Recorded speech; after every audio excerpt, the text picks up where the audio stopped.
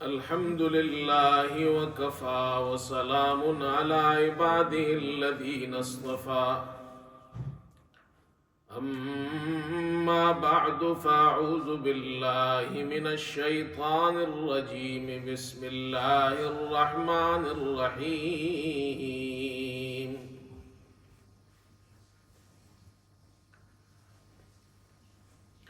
وأقيموا الصلاة وآتوا الزكاة وما تقدموا لأنفسكم من خير تجدوه عند الله هو خيرا وأعظم أجرا واستغفروا الله إن الله غفور رحيم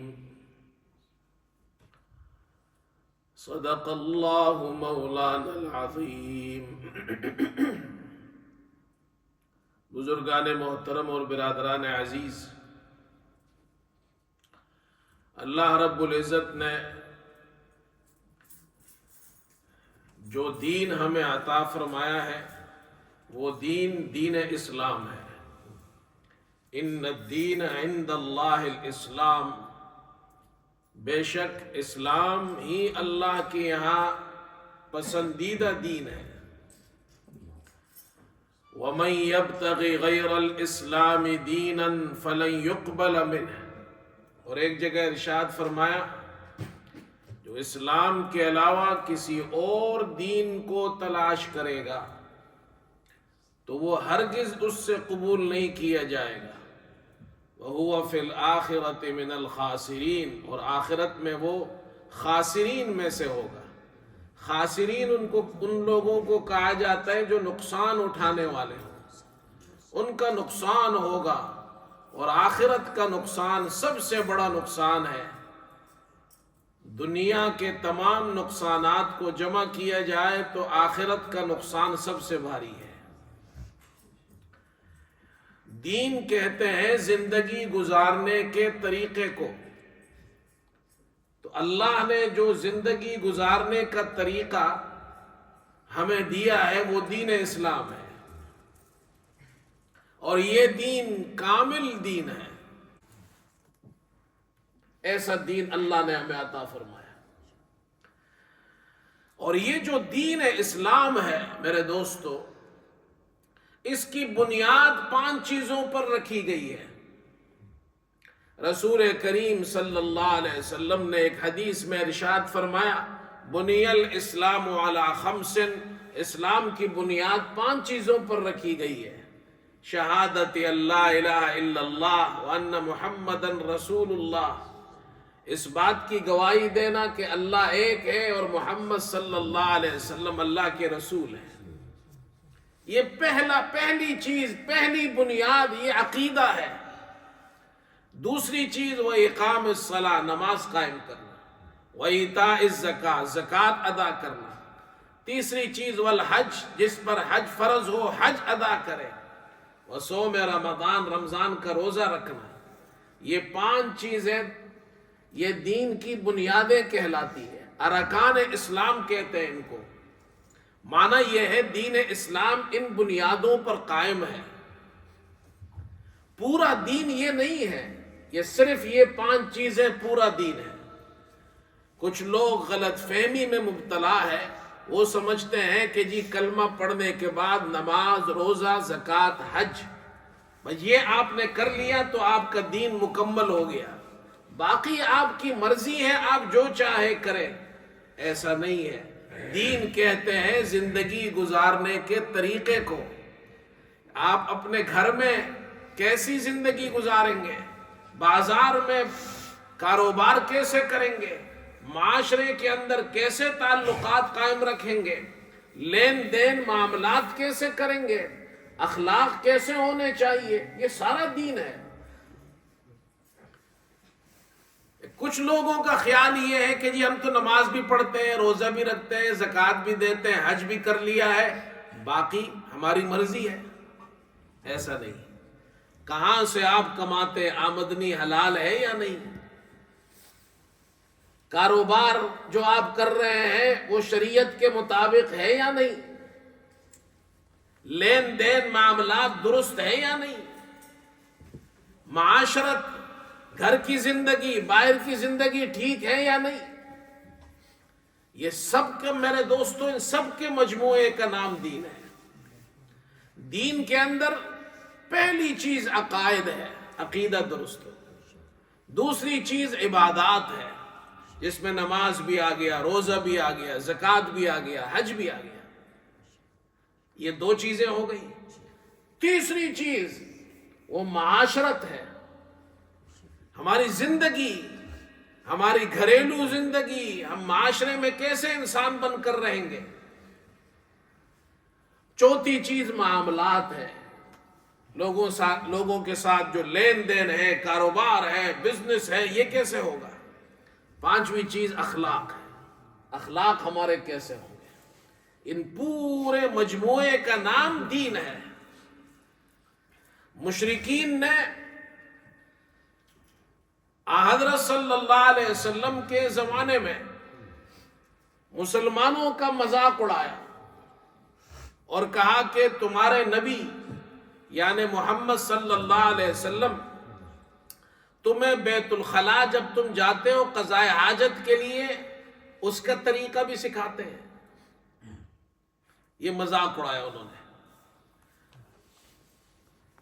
تو انہوں نے جواب دیا مسلمانوں نے، ہاں ہمارے نبی ہمیں یہ اس لیے سکھاتے ہیں کہ دین نے ہمیں سکھایا ہے کہ بیت الخلاء جاؤ، قضاء حاجت کے لیے جاؤ تو وہاں پاکی کیسے اختیار کرنی ہے۔ یہ تو اچھا مذہب ہے، اسلام تو ایسا اچھا مذہب ہے جو پاکی بھی سکھاتا ہے، طہارت سکھاتا ہے، استنجا کا طریقہ سکھاتا ہے۔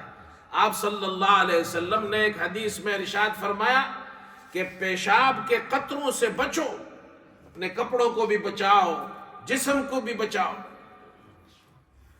کیوں؟ آپ نے فرمایا کہ فَإِنَّ عَامَّةَ عَذَابِ الْقَبْرِ مِنْهُ، آپ نے فرمایا عام طور پر عذاب قبر اسی وجہ سے ہوتا ہے کہ استنجا قضاء حاجت کے وقت پیشاب کے قطروں سے اپنے آپ کو نہیں بچاتے۔ طہارت سکھائی ہے ہمیں، اس میں ہمارے لیے طہارت بھی ہے، دینی فائدہ بھی ہے، دنیاوی فائدہ بھی ہے، صحت کا بھی فائدہ ہے۔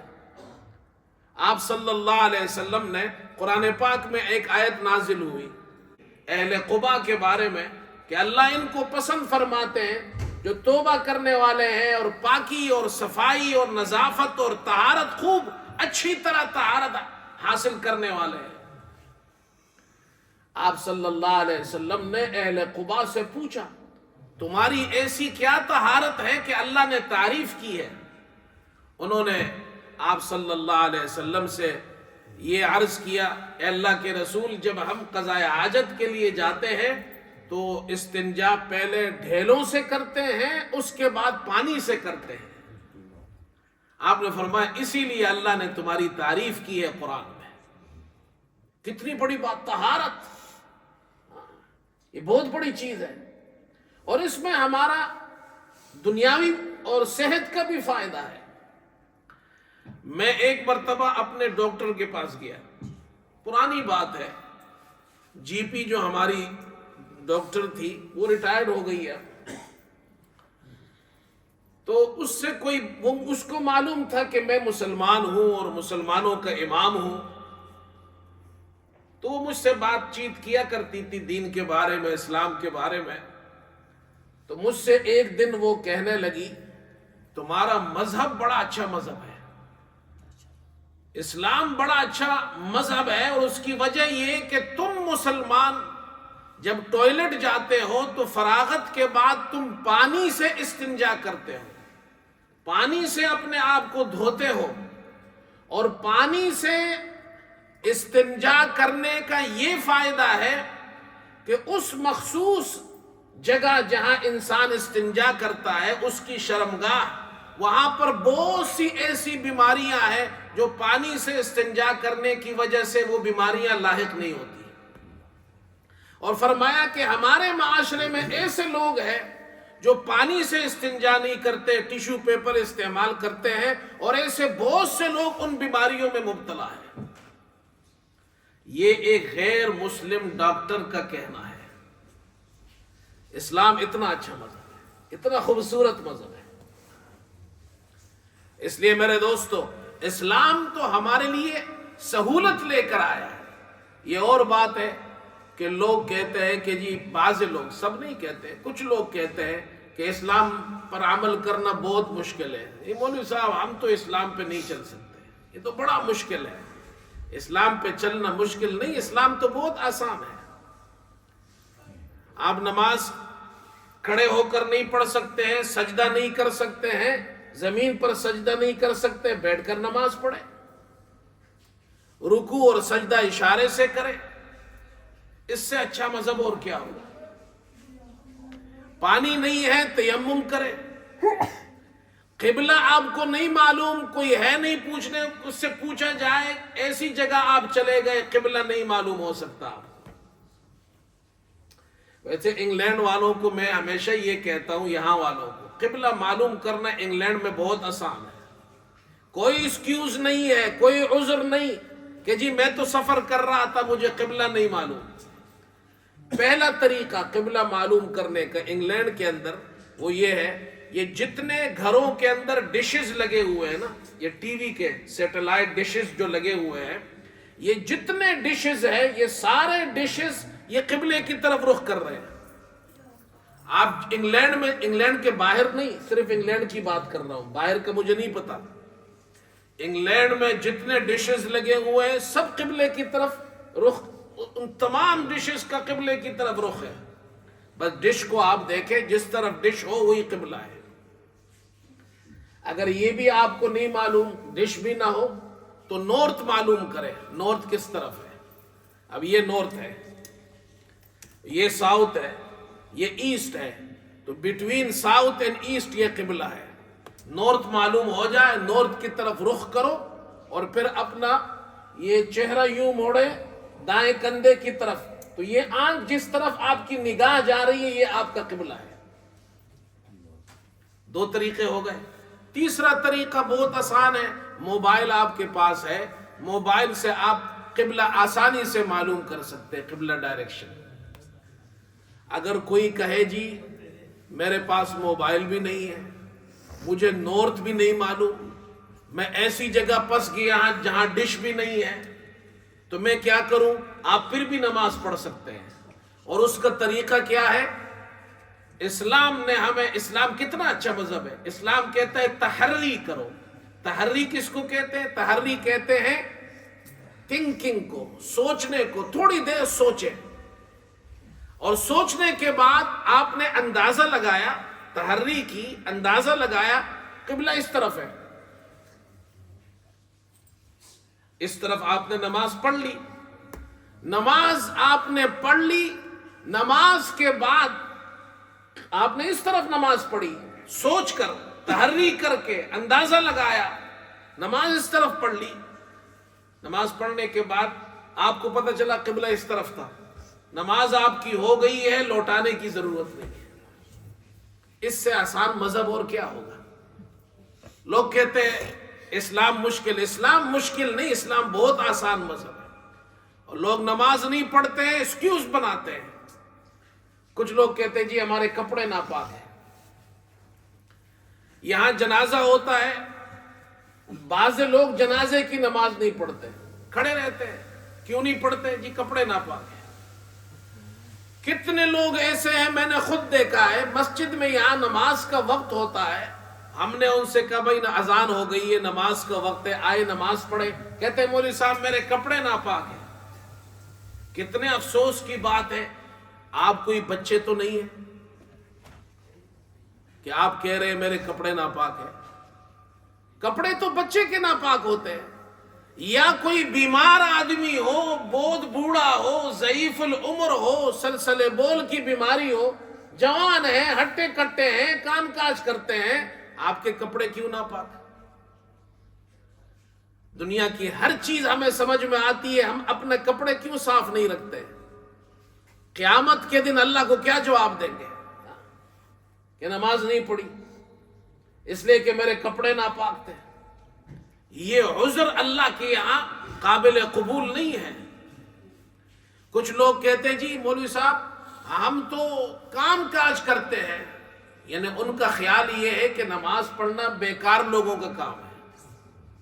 میں نے شاید آپ کو پہلے بھی سنایا تھا، یہاں ایک جگہ، ایک پرانی بات ہے، ایک جگہ میں گیا تو وہ ہمارا ایک ساتھی ہے، اس کے یہاں ملازمین کام کرتے ہیں،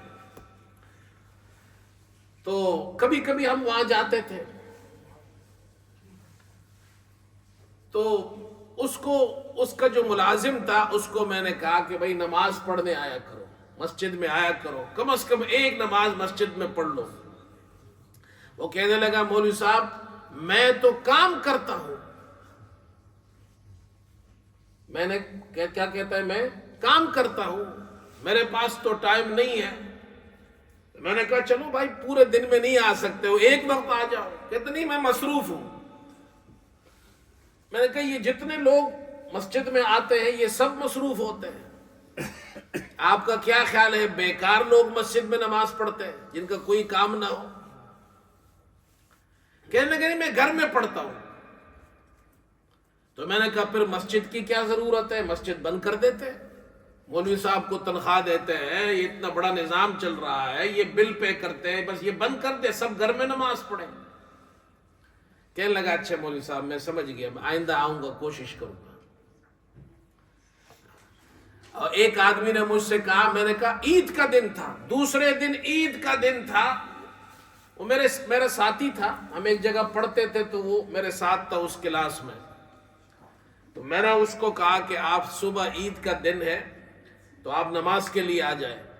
اس نے کہا صبح تو میری جاب ہے، اور صرف یہ نہیں کہا کہ جی حلال کمانا فرض ہے، میں فرض پورا کر رہا ہوں، میرے پاس نماز کا ٹائم نہیں ہے۔ شیطان نے کس طرح پٹی پڑھائی ہے، پیسہ کمانا حلال کمانا فرض ہے تو نماز جو فرض ہے وہ چھوڑ دو۔ شیطان کو بڑے ٹرک آتے ہیں، کتنے لوگ ہیں نماز نہیں پڑھتے ہیں۔ شادیوں میں بھی جاتا ہوں، آپ بھی جاتے ہیں، مسلمان بیٹھے ہوئے 400 500 مسلمان بیٹھے ہوئے شادی حال کے اندر۔ اب یہ سردیاں آ رہی ہے نا، زور کی نماز، عصر کی نماز، مغرب کی نماز تو گھنٹے بعد ہوتی ہے، ایک ہی وضو سے 3 نمازیں پڑھ لیتے ہیں، زور بھی، عصر بھی، مغرب بھی۔ اب شادیاں یہاں ہوتی ہے، انگلینڈ میں شادیاں زہر کے بعد ہوتی ہے، کھانا اکثر زہر عصر اس وقت ہوتا ہے۔ اب شادیوں میں ہم جاتے ہیں، زہر کی نماز کا وقت آیا، جو لوگ نمازی ہیں وہ کھڑے ہو کر نماز پڑھ لیتے ہیں، ہم بھی پڑھ لیتے ہیں۔ یہاں شادی حالوں میں الحمدللہ نماز کی جگہ بھی لوگوں نے بنائی ہوئی ہے، اور اگر نماز کی جگہ نہ بھی ہو، انگریزوں کی یہاں بھی آپ چلے جائیں، ان سے ریکویسٹ کریں، وہ بھی جگہ دے دیتے ہیں۔ لیکن یہ جو 400-500 آدمی بیٹھے ہوئے ہیں، ان میں 10 آدمی نماز پڑھتے ہیں، 20 پڑھ لیں گے، 15 پڑھ لیں گے، یہ باقی نہ زہر پڑھتے، نہ عصر پڑھتے، نہ مغرب، بیٹھے گپے لگا رہے ہیں، سب گپے لگا رہے ہیں، سب مسلمان ہیں۔ یہ خدا کو ہم کیا جواب دیں گے؟ نماز کا وقت گزر جاتا ہے، گھروں میں خواتین نماز نہیں پڑھتی ہے، بلا وجہ، کوئی کام نہیں ہے، کوئی کام نہیں ہے، گھر میں بیٹھی ہوئی ہے، نماز نہیں پڑھتی۔ جب خواتین نماز نہیں پڑھیں گی، ان کے بچے کہاں سے نماز سیکھیں گے؟ ہم نے تو بچپن میں اپنی ماؤں سے نماز سیکھی ہے۔ جن گھروں میں نماز ہوتی ہے، بچے ماں کے ساتھ کھڑے ہو کر اوپر نیچے ہو کر نماز سیکھ لیتے ہیں۔ جب باپ نماز نہیں پڑھے گا، ماں نماز نہیں پڑھے گی، تو بچے کہاں سے دیندار ہوں گے؟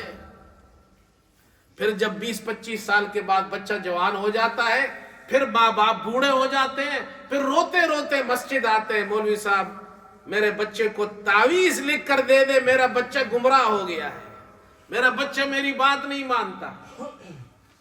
تو میں کبھی کبھی کہہ دیتا ہوں، تعویذ کی ضرورت آپ کے بیٹے کو نہیں، آپ کو ضرورت ہے۔ 20-25 سال تو آپ نے بچے کو دین سکھایا نہیں، نماز آپ نے نہیں سکھائی، قرآن آپ نے نہیں سکھایا، مسجد آپ نہیں لائے، حلال حرام نہیں سکھایا، تو بچے کو ایسے ہی ہونا ہے۔ اللہ ہماری حفاظت فرمائے۔ میرے دوستو، نماز فرض ہے مسلمان پر، کچھ بھی ہو جائے نماز مت چھوڑو۔ راستے میں اپنی گاڑی میں ایک مصلی رکھو. قیامت کے دن جو نماز نہیں پڑھتے، اب یہ قرآن میں سناتا ہوں، قرآن سنو. جو لوگ بلا وجہ نماز نہیں پڑھتے ہیں، کتنے مسلمان ہیں، ہمارے نوجوان ہیں، جوان ہیں، بڑی عمر کے ہیں، جن پر فرض ہو گئی ہے نماز، مرد ہیں، خواتین ہیں، بلا وجہ نمازیں نہیں پڑھتے. اب قرآن سنو، قرآن کیا کہتا ہے. اللہ اکبر. مولوی صاحب کی تو ہو سکتا ہے کوئی نہ سنے، مولوی کی بات ہے. میں مولوی کی بات نہیں کر رہا، کسی شیخ کی، کسی بزرگ کی، کسی پیر کی بات نہیں کر رہا. میں آپ کو ڈائریکٹ اللہ کا قرآن سنا رہا ہوں. اللہ تعالیٰ کیا فرماتے ہیں؟ اللہ اکبر. فرمایا کل نفس بما کسبت رہینہ، کل نفس بما کسبت رہینہ الا اصحاب الیمین فی جنات یتساءلون عن المجرمین ما سلککم فی سقر. اللہ تعالیٰ فرماتے ہیں ہر نفس اپنے اعمال کے اندر گروی ہے. ہر نفس، گروی جانتے ہیں؟ رہین رہن سے ہے، رہن گروی کو کہتے ہیں. آپ کسی سے کچھ پیسے لیتے ہیں ادھار، تو کوئی چیز اس کے پاس رکھواتے ہیں، اس کو گروی کہتے ہیں. اللہ فرماتے ہیں ہر نفس، کل نفس بما کسبت رہینہ، ہر نفس اپنے اعمال کے اندر جو اس نے کیے ہیں وہ گروی ہے. اگر اس نے نیک اعمال کیے تو اس کا نفس قیامت کے دن جہنم سے اپنے نفس کو چھڑا لے گا، اللہ اسے جہنم سے بچا کر جنت میں داخل کر دے گا. اور اگر اس نے برے اعمال کیے ہیں تو پھر اس کا نفس اور وہ جہنم میں داخل ہوگا. کل نفس بما کسبت رہینہ الا اصحاب الیمین. برے اعمال کرنے والے وہ تو جہنم میں جائیں گے، الا اصحاب الیمین، مگر اصحاب الیمین دائیں ہاتھ والے، مگر دائیں ہاتھ والے. یہ دائیں ہاتھ والے کون ہے؟ یہ دائیں ہاتھ والے جنتی ہے. اللہ ہمیں دائیں ہاتھ والوں میں سے بنا ہے. الا اصحاب الیمین فی جنات یتساءلون عن المجرمین ما سلککم فی سقر. یہ جنتی جنت میں بیٹھے ہوں گے، جنت کی نعمتوں سے لطف اندوز ہو رہے ہوں گے. وہ جہنمیوں کو دیکھیں گے جہنم کے عذاب میں جل رہے ہیں، تو وہ جنت میں بیٹھے بیٹھے آواز لگا کر ان سے پوچھیں گے ما سلککم فی سقر، کس چیز نے تمہیں دوزخ کی آگ میں پہنچایا؟ کیوں دوزخ میں تم ہو؟ تو وہ جواب میں کہیں گے، پہلا جواب کیا ہوگا؟ اللہ اکبر. وہ جواب کیا دیں گے؟ وہ دوزخی دوزخ سے جواب دیں گے قالوا لم نک من المصلین. وہ کہیں گے ہم مصلیوں میں سے نہیں تھے، نمازیوں میں سے نہیں تھے، ہم نماز نہیں پڑھتے تھے، بلا وجہ نماز چھوڑ دیتے تھے، کوئی عذر نہیں تھا پھر بھی نماز نہیں پڑھتے تھے. ہم گھر میں تھے نماز نہیں پڑھتے، باہر تھے نماز نہیں پڑھتے. قالوا لم نک من المصلین ولم نک نطعم المسکین. مسکین کو کھانا نہیں کھلاتے تھے، غریبوں کو کچھ ان کا حق نہیں ادا کرتے. اللہ نے ہمیں خوب مال دولت دیا، اللہ نے ہمیں سب کچھ دیا، لیکن ہم آس پاس پڑوسیوں کا، رشتہ داروں کا، غریبوں کا خیال نہیں رکھتے تھے. وَلَمْ نَكُ نُطْعِمُ الْمِسْكِينَ وَكُنَّا نَخُوضُ مَعَ الْخَائِضِينَ. بحث کرنے والوں کے ساتھ بحث کرتے تھے، فضول وقت بحثوں میں گزارتے تھے، برے لوگوں کے ساتھ بیٹھتے تھے، گھنٹہ گھنٹہ بحث کرتے تھے. آج مسلمانوں کا یہ حال ہے، گھنٹہ گھنٹہ بیٹھے ہوئے ہیں، فضول بحث کر رہے ہیں. وَكُنَّا نَخُوضُ مَعَ الْخَائِضِينَ. اللہ اکبر. حَتَّى أَتَانَا الْيَقِينَ. یہاں تک کہ موت آ گئی، یہاں تک کہ ہماری موت آ گئی. حَتَّى أَتَانَا الْيَقِينَ فما تنفعهم شفاعت الشافین، اللہ فرماتے قیامت کے دن کسی کی شفاعت انہیں نفع نہیں دے گی، کسی کی سفارش کام نہیں آئے گی۔ فما لهم عن التذکرۃ معرضین، کیا ہوا انہیں کہ نصیحت سے منہ موڑ رہے ہیں، قرآن کی نہیں سنتے ہیں، اللہ کی نہیں سنتے، اللہ کی رسول کی نہیں سنتے۔ کأنہم حمر مستنفرہ فرت من قسورہ، اللہ تعالیٰ یہاں سمجھا رہے ہیں، سمجھانے کے بعد کہتے ہیں ان کو نصیحت کی جاتی ہے، نصیحت بھی نہیں سنتے۔ کأنہم حمر مستنفرۃ فرت من قسورہ، یہ تو ایسے ہیں جیسے بد کے ہوئے گدھے جو شیر سے بھاگ رہے ہیں۔ اللہ اکبر، جیسے گدھا شیر کو دیکھ کر بھاگتا ہے، یہ قرآن کو سن کر اس طرح بھاگ رہے ہیں، یہ اللہ کی نصیحت کو سن کر بھاگ رہے ہیں۔ میرے دوستو، قرآن ہمیں یہ جھنجھوڑ رہا ہے کہ نمازی بنو، نمازی بنو، نمازی بنو، غریبوں کا خیال رکھو، آس پاس جو غریب ہے چاہے مسلمان ہو، یہاں تو ہم رہتے ہیں، چاہے کوئی محتاج ہو، کوئی بیمار ہو، ہمارا پڑوسی ہو، مسلمان ہو، غیر مسلم ہو، سب کا خیال رکھو۔ فضول وقت اپنا فضول کاموں میں وقت ضائع مت کرو۔ اللہ ہم سب کو عمل کی توفیق عطا فرمائے۔ وآخر دعوانا الحمدللہ رب